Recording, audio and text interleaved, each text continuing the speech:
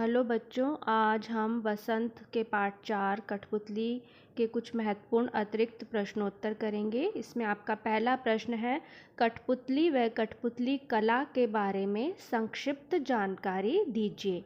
उत्तर, कठपुतली लकड़ी की तराशी हुई गुड़िया होती हैं जिनमें जगह जगह छेद करके धागों से बांधा जाता है और इनका नियंत्रण कलाकारों के हाथ में होता है। नियंत्रण मतलब जो कंट्रोल होता है वो कठपुतली कलाकार जो होते हैं उनके हाथ में होता है। हमारे देश में निम्नलिखित प्रकार की कठपुतलियाँ पाई जाती हैं। नंबर 1 पर है राजस्थानी कठपुतलियाँ।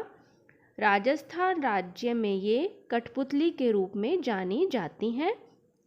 उन्हें राजस्थानी पोशाक पहनाई जाती है, यानी जो कपड़े होते हैं वो कौन से होते हैं, राजस्थानी होते हैं। और प्रदर्शन लोक संगीत के साथ होता है, मतलब जब इन्हें दिखाया जाता है तो पीछे से क्या चल रहा होता है, बैक से जो राजस्थानी लोक संगीत है वो चल रहा होता है, उसकी कोई कहानी है, जो लोक कथाएं हैं वो चल रही होती हैं। और इनकी एक विशेषता यह होती है कि इनके पैर नहीं होते हैं, मतलब इनके पैर नहीं बनाए जाते, ऊपर का जो धड़ है, ऊपर का जो हिस्सा है वही बनाया जाता है। नंबर 2 पर है बोम्मा लट्टम। ये तमिलनाडु की कठपुतली कला है, मतलब वहाँ पर जो कठपुतलियाँ होती हैं वो किससे नाम से जानी जाती हैं, बोम्मा लट्टम। ये भारत में पाई जाने वाली सबसे बड़ी और भारी कठपुतलियाँ हैं। मतलब ये जितनी भी कठपुतलियाँ भारत में जो कला है उसमें जो ये कठपुतलियाँ होती हैं सबसे भारी होती हैं और बड़ी होती हैं। ये 4 से 5 फुट जितनी लंबी और 10 किलोग्राम भारी होती हैं। 10 kg इनका वेट होता है।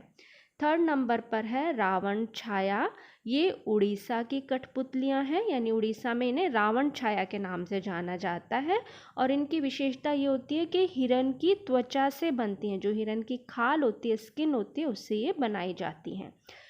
प्रश्न 2 है, कठपुतली की स्वतंत्र होने की इच्छा के बारे में आप क्या सोचते हैं। उत्तर, संसार का हर जीव स्वतंत्र रहना चाहता है, चाहे वो कोई कीड़ा मकोड़ा है, चाहे वो कोई वैसे आपका जानवर है, पेट है, या फिर इंसान है, कोई भी है जिसमें जान है, वो सब स्वतंत्र होना चाहते हैं। कठपुतलियाँ भले ही निर्जीव हैं, निर्जीव मतलब चाहे उनमें जान नहीं है, लेकिन वो भी स्वतंत्र होकर आत्मनिर्भर बनना चाहती हैं। लेकिन स्वतंत्र होने के लिए स्वावलंबी होना जरूरी है, जो कठपुतली नहीं है। मतलब आप स्वतंत्र होने के बारे में तभी सोच सकते हैं जब आप अपने ऊपर निर्भर हैं। जब तक आप अपने ऊपर निर्भर नहीं होंगे, दूसरे पर डिपेंड होंगे, तो आप स्वतंत्र होने के बारे में नहीं सोच सकते। आपका तीसरा अतिरिक्त प्रश्न है, कठपुतली कविता में कवि ने क्या संदेश देना चाहा है, मतलब क्या मैसेज दिया इस कविता के द्वारा। उत्तर, कठपुतलियाँ लकड़ी की बनी बेजान मूर्तियाँ हैं। बेजान मतलब जिनमें जान ना हो। उनका जीवन दूसरों पर निर्भर है।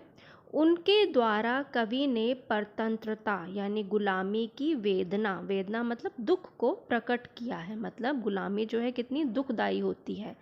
कठपुतली कविता के द्वारा कवि गुलामी के बंधनों से आज़ाद होने के लिए प्रयत्न कर स्वतंत्रता और स्वाभिमान के साथ जीने का संदेश देता है। ये थे आपकी कविता कठपुतली के कुछ महत्वपूर्ण प्रश्नोत्तर।